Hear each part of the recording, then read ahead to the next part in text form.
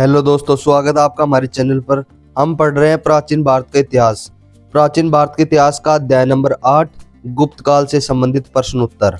हमारा पहला क्वेश्चन है, गुप्त शासन के दौरान निम्नलिखित में ऐसा व्यक्ति कौन था जो एक महान खगोलीय विज्ञानी और गणितज्ञ था? आर्यभट्ट। आर्यभट्ट एक ऐसा व्यक्ति था जो महान खगोलीय विज्ञानी और गणितज्ञ था। अगला क्वेश्चन, गुप्त शासकों की सरकारी दरबारी भाषा क्या थी? गुप्त शासकों की सरकारी दरबारी भाषा संस्कृत भाषा थी। अगला क्वेश्चन है, चंद्रगुप्त ने अपनी किस विजय की खुशी में चांदी के विशेष सिक्के जारी किए? शकों को पराजित करने के बाद चंद्रगुप्त ने शकों को पराजित करने की खुशी में चांदी के विशेष सिक्के जारी किए थे। अगला क्वेश्चन, महरौली दिल्ली स्थित लोह स्तंभ का निर्माण किस सदी में हुआ? महरौली दिल्ली स्थित लोह स्तंभ का निर्माण चतुर्थ सदी ईस्वी में हुआ था। अगला क्वेश्चन, कालिदास की किस कृति की गिनती विश्व की 100 प्रसिद्ध साहित्यिक कृतियों में होती है? कालिदास की अभिज्ञान शाकुंतलम कृति की गिनती विश्व की 100 प्रसिद्ध साहित्यिक कृतियों में होती है। नेक्स्ट क्वेश्चन है, वर्तमान गणित में दशमलव प्रणाली आविष्कार का श्रेय निम्न में से किस युग को है? गुप्त युग को। वर्तमान में गणित में दशमलव प्रणाली का आविष्कार का श्रेय गुप्त युग को जाता है। अगला क्वेश्चन, किस गुप्तकालीन शासक को कविराज कहा गया? समुद्रगुप्त शासक को कविराज कहा गया था। अगला क्वेश्चन, स्कंदगुप्त को किस स्तंभ लेख में सक्रोपम कहा गया? स्कंदगुप्त को कहोम स्तंभ लेख में सक्रोपम कहा गया। अगला क्वेश्चन, कुमार संभव महाकाव्य किस कवि ने लिखा? कुमार संभव महाकाव्य कालिदास ने लिखा था। अगला क्वेश्चन, किस गुप्त शासक को नालंदा विश्वविद्यालय का संस्थापक माना जाता है? कुमार गुप्त को। कुमार गुप्त को नालंदा विश्वविद्यालय का संस्थापक माना जाता है। अगला क्वेश्चन, गुप्त वंश का संस्थापक कौन था? गुप्त वंश का संस्थापक श्रीगुप्त था। अगला क्वेश्चन है, श्रीलंका के राजा मेघवर्मन ने किस स्थान पर भगवान बुद्ध का मंदिर बनवाने के लिए समुद्रगुप्त से अनुमति मांगी थी? श्रीलंका के राजा मेघवर्मन ने बोधगया जैसे स्थान पर भगवान बुद्ध का मंदिर बनाने के लिए समुद्रगुप्त से अनुमति मांगी थी। अगला क्वेश्चन है, मंदिर निर्माण कला का जन्म सर्वप्रथम कब हुआ? मंदिर निर्माण कला का जन्म गुप्त काल में हुआ था। अगला क्वेश्चन, गुप्त शासकों द्वारा जारी किए गए चांदी के सिक्के क्या कहलाते थे? गुप्त शासकों द्वारा जारी किए गए चांदी के सिक्के रूपक कहलाते थे। रूपक। गुप्त वंश के किस शासक ने सर्वप्रथम महाधिराज की उपाधि धारण की? चंद्रगुप्त ने। चंद्रगुप्त ने सर्वप्रथम महाधिराज की उपाधि धारण की थी। अगला क्वेश्चन है, गुप्त काल के सर्वाधिक लोकप्रिय देवता कौन थे? गुप्त काल के सर्वाधिक लोकप्रिय देवता विष्णु देवता थे। अगला क्वेश्चन है, चंद्रगुप्त ने विक्रमादित्य की उपाधि कब धारण की? शकों का उन्मूलन करने के बाद। शकों का उन्मूलन करने के बाद चंद्रगुप्त ने विक्रमादित्य की उपाधि धारण की। अगला क्वेश्चन, किस वंश के शासकों ने मंदिरों एवं ब्राह्मणों को सबसे अधिक ग्राम अनुदान में दिया था? गुप्त वंश के शासकों ने। गुप्त वंश के शासकों ने मंदिरों एवं ब्राह्मणों को सबसे अधिक ग्राम अनुदान में दिया था। नेक्स्ट क्वेश्चन है, चंद्रगुप्त के काल में विद्या एवं कला व साहित्य का महान केंद्र कौन सा था? उज्जैन। उज्जैन ही विद्या कला एवं साहित्य का महान केंद्र था। अगला क्वेश्चन है, इतिहासकार V.A. स्टिम ने किसकी विजयों से प्रभावित होकर उसे भारत का नेपोलियन कहकर पुकारा है? समुद्रगुप्त को। नेक्स्ट क्वेश्चन है, गुप्त वंश का वह राजा कौन था जिसने हुनों को भारत पर आक्रमण करने से रोका? गुप्त वंश का वह राजा स्कंदगुप्त था जिसने हुनों को भारत पर आक्रमण करने से रोका था। अगला क्वेश्चन है, समुद्रगुप्त की सैनिक उपलब्धियों का वर्णन उसके किस अभिलेख में उपलब्ध है? समुद्रगुप्त की सैनिक उपलब्धियों का वर्णन प्रयाग अभिलेख में उपलब्ध है। अगला क्वेश्चन है, निम्न में किस काल में स्त्रियों की पुरुषों से बराबरी थी? निम्न में गुप्त काल में स्त्रियों की पुरुषों से बराबरी थी।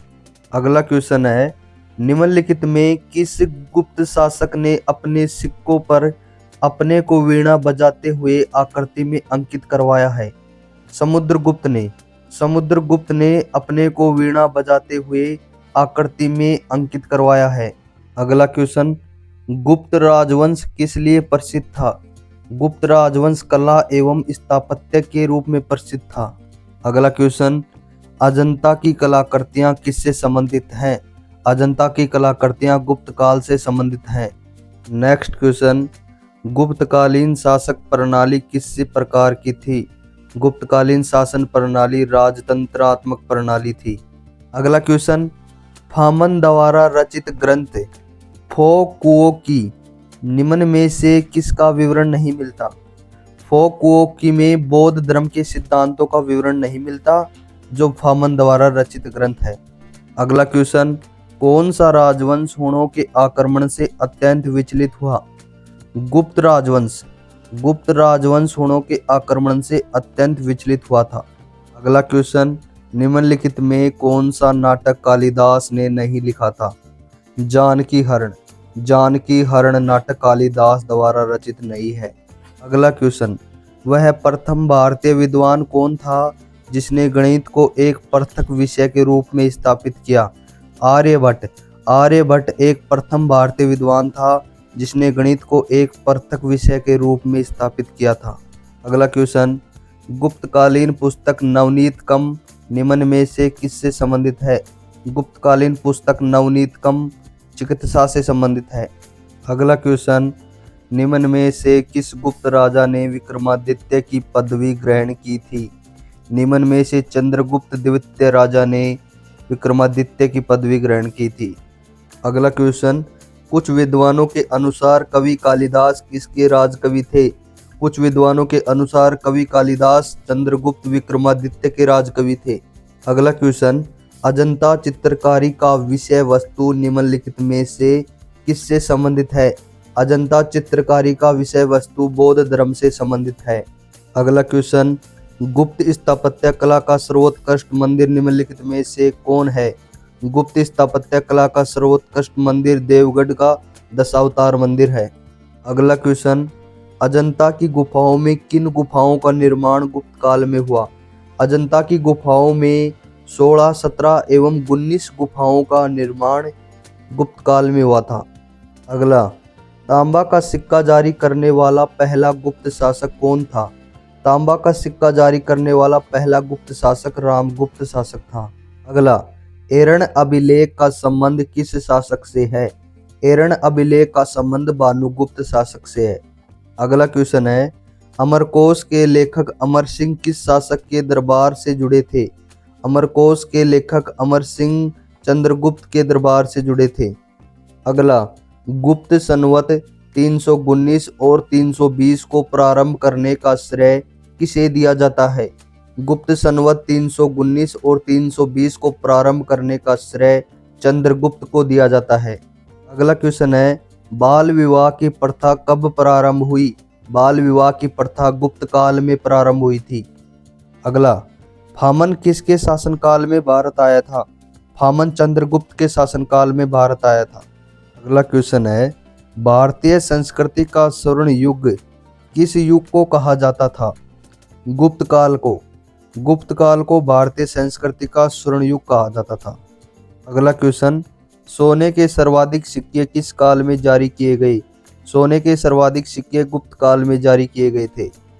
अगला क्वेश्चन, यूरोपीय भाषा में अनुदित यानी कि अनुवादित प्रथम भारतीय ग्रंथ कौन सा है?